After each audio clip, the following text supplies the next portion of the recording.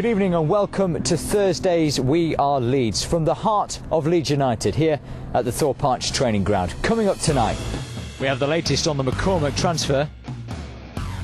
Grayson looks to Watford in his weekly press conference, and Bradley Johnson looks back at the Carling Cup exit.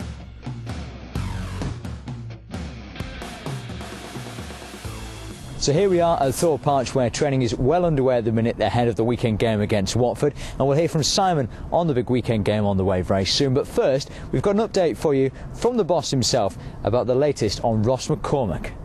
The representative was up yesterday.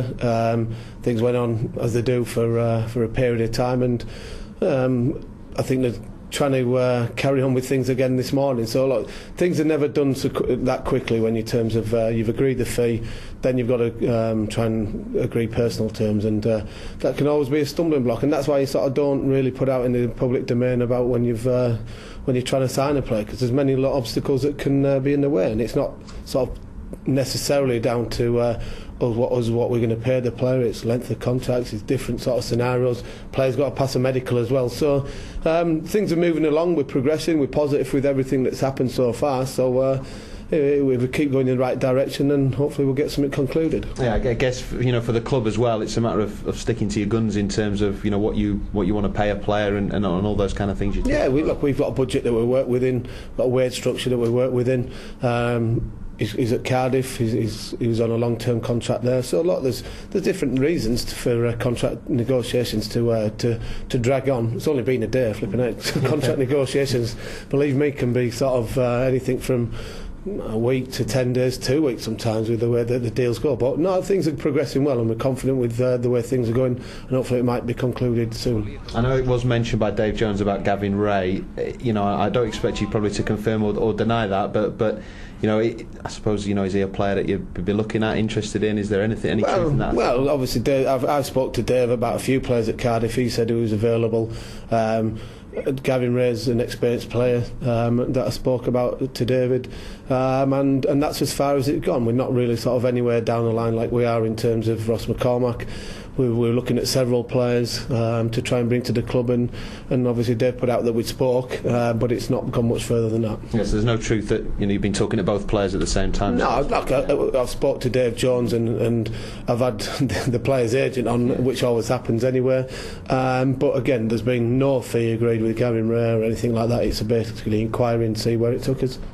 Staying with Simon, and he's been looking ahead to the weekend's game against Watford in his weekly press conference. If we can get some more points this weekend, it means that we've had a half-decent start to our new season in the Championship.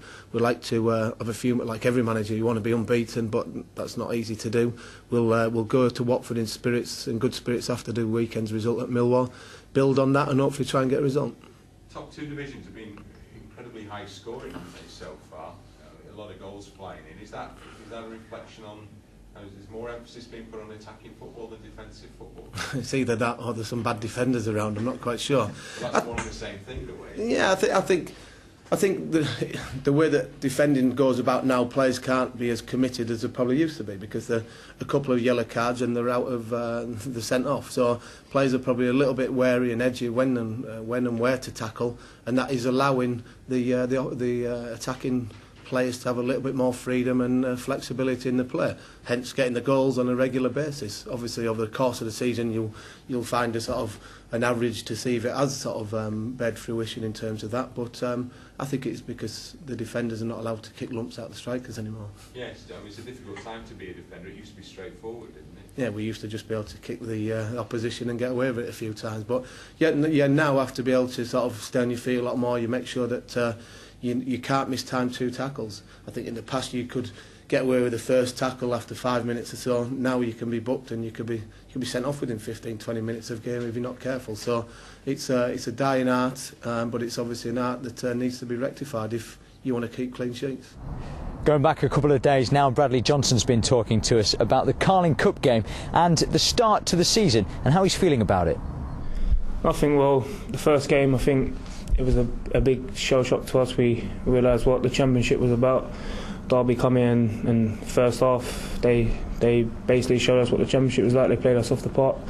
But I think second half we got to grips with it and knew what we had to do. And then the following game at Forest, same again. First half, first 20 minutes we struggled a bit, but I think after that, when we settled and we knew what we had to do, I think we found it well, and we just proved that again by beating Mill on Saturday. And unfortunately, in the cup game the other night, we were unlucky to go out. Has it been a bit of a learning experience for you? Has it taken you a bit of time to get to grips with it? Have you felt the transition from League One to the Championship pretty smooth?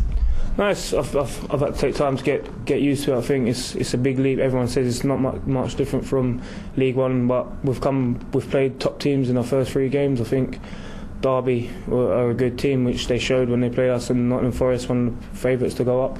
I think they are good footballing teams, and I think whereas in League One it was more turn them and get second balls. But I think like you see from the Forest game and the Derby game, teams in the Championship, they like to play out from the back, and it's hard for us to defend against when defenders come into play and fullbacks are pushing on. But I think we've dealt with it well, and hopefully we can get a few more results like we did on Saturday. And you in midfield, as the pace of the game, have you noticed that sort of increase in the Championship? It's not more much of the pace of the game. I think everyone's more patient when you play against teams like we said, Forest. They pass it about a bit more and they're patient. They wait for that opening. But as in League One, everything's like rush football, and like how we are on the counter attack. I think that's our strength when we break on teams.